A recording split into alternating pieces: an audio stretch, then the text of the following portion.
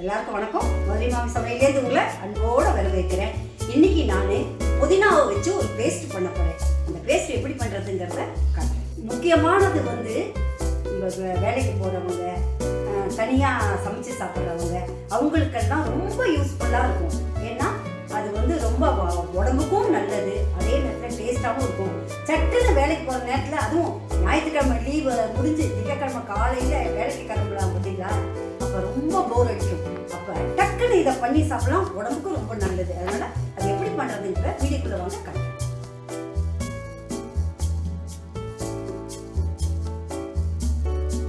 இப்போ பாருங்க, புதினா பேஸ்ட்டுக்கு தேவையானது இதை பாருங்க. நல்லா 2-3 தடவை அலம்பி வச்சுருக்கேன். ஒரு 10 ரூபாய்க்கு வாங்கியிருக்கேன். இது பாருங்கள். இதுக்கு தேவையானது பாருங்கள், மிளகாய் 3-4 8 மிளகாய் இதுக்கு வச்சுருக்கேன். இது ஏன்னா சாதம் பிசைய போகிறோம், இந்த காரம் சரியாக இருக்கும். இதுக்கு வேறு ஒன்றும் இல்லை, புளி மட்டும்தான். இதுக்கு தேவையான புளி வச்சுருக்கேன் பாருங்கள், அளவை பார்த்துக்குங்க. இதுதான் புளி. இப்போது இது வச்சு உப்பு வச்சு இதை பேஸ்ட்டாக அரைக்க போகிறேன். அரைச்சிட்டு என்ன பண்ணணுங்கிறத மறுபடியும் காட்டுறேன். மிளகாயை போட்டிருக்கேன், புளி போட்டிருக்கேன். இதோட புதினாவையும் போட போகிறேன். புதினா பல்லுக்கு நல்லது, நல்லா சாப்பிட்டா வாய் துர்நாற்றம் இருக்காதுன்னு சொல்லுவாங்க. அதனால எல்லாத்துக்குமே உடம்புக்கு நல்லது, ஈஸியானது. இது சாப்பிடவும் தொகையில் ரொம்ப டேஸ்டாக இருக்கும். அதனால இதை அரைச்சிட்டு உங்ககிட்ட திருப்பி காட்டுறேன்.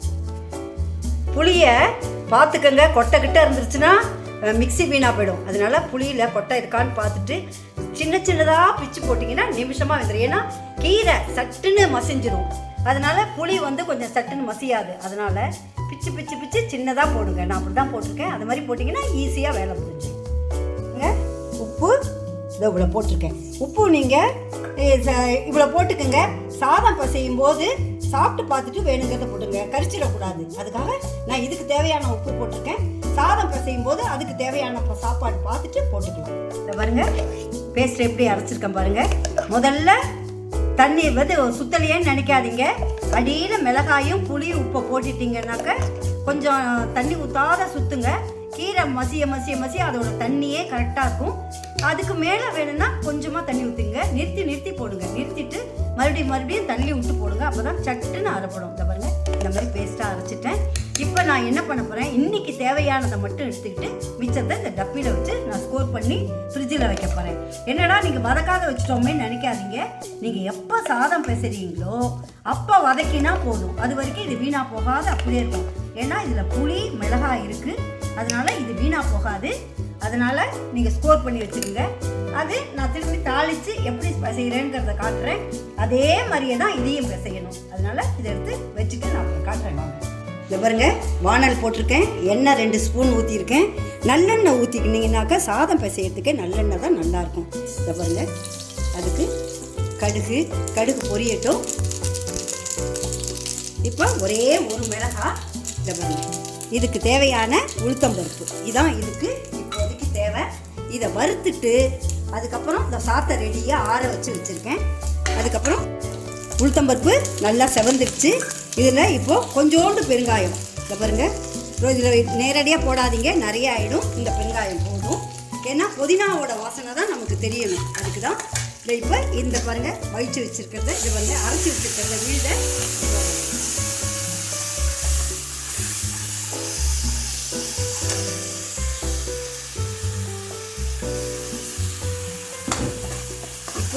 இது எண்ணெயில் கொஞ்சம் நேரம் பெரட்டணும்.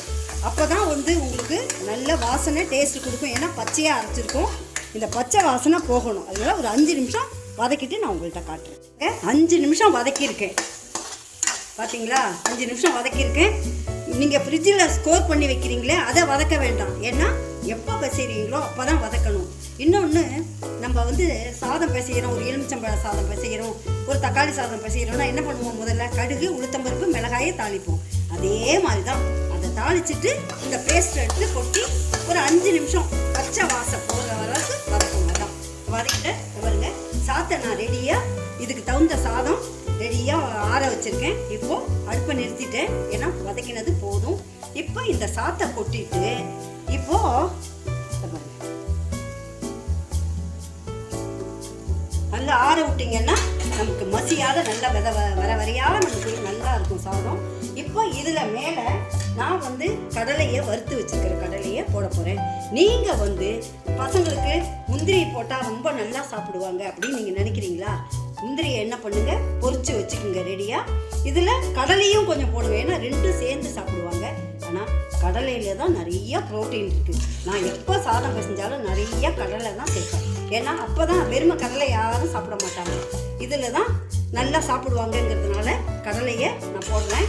நீங்கள் முந்திரி பருப்பும் போட்டுக்கோங்க. இன்னொன்று இந்த பாருங்கள், இதில் ஒரு 2 ஸ்பூன் நான் நெய் ஊற்ற போகிறேன். ஏன்னா நெய் ஊற்றினீங்கன்னா சாதம் இந்த இதுக்கும் இந்த நெய்யுக்கும் வாசனைக்கும் சாதம் செம்மையாக பிடிக்கும், எல்லாருக்கும் நல்லா சாப்பிட பிடிக்கும். அதனால 2 ஸ்பூன் நெய். சாதம் பிசையும் போது தான் நெய்யை ஊற்றிக்குங்க. இப்போது சாதம் பிசைஞ்சிட்டு உங்களுக்கு திருப்பி பாருங்க. இந்த பேஸ்ட்டுக்கு இந்த சாதம் நான் ஆற வச்சுருந்தேன், கரெக்டாக இருக்குது. இதுக்கு நான் சொன்னபடியே 2 ஸ்பூன் நெய்யை ஊற்றிக்கங்க. ஊற்றினீங்கன்னா இந்த சாதம் வந்து நீங்கள் எடுத்து சாப்பிடும்போதே வாசனையாக இருக்கும். அதனால் இதை பாருங்கள், முடிஞ்சிடுச்சு. பாருங்க, பிசைஞ்ச சாதத்தை நான் டேஸ்ட் பண்ணி காட்டுறேன்.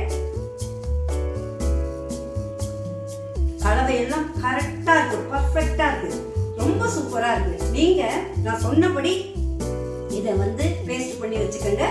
அதை ஸ்கோர் பண்ணி வச்சுட்டு அப்பப்பையும் தாளிங்க. அது மாதிரி ஞாயிற்றுக்கிழமை இதை செஞ்சு வச்சுங்க. அப்போ தான் திங்கக்கிழமை உங்களுக்கு ஈஸியாக இது இருக்குது அப்படின்ட்டு. இதுக்கு ஒரு கூட்டு வச்சுக்கோங்க. ஒரு தொட்டுக்க வேறு ஏதாவது சிப்ஸு அது மாதிரி ஏதாவது தொட்டுக்க வச்சிங்கனாலும் செம்மையாக இருக்கும் சாப்பிட்றதுக்கு. இதே மாதிரி புதினாவை எப்படி நம்ம செஞ்சோமோ அதே மாதிரி கருவேப்பிலையும் அதே மாதிரி பச்சையாக அரைச்சிக்கணும். நான் சொன்ன அளவில் கருவேப்பிலை, புதினா, இது கொத்தமல்லி தழை, அதையும் தனித்தனியாக எல்லாம். ஆனால் எல்லாத்தையுமே ஒன்றா சேர்த்து அரைக்காது, ஏன்னா வாசனை மாறி.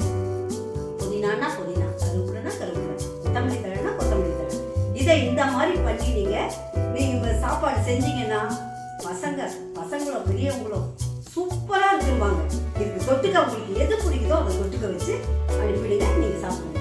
சூப்பராக இருக்கும். இதை செஞ்சு பார்த்துட்டு எனக்கு கமெண்ட்டில் கொடுத்து எனக்கு ஆதரவு பண்ணுவீங்கன்னு நான் நினைக்கிறேன். அதே மாதிரி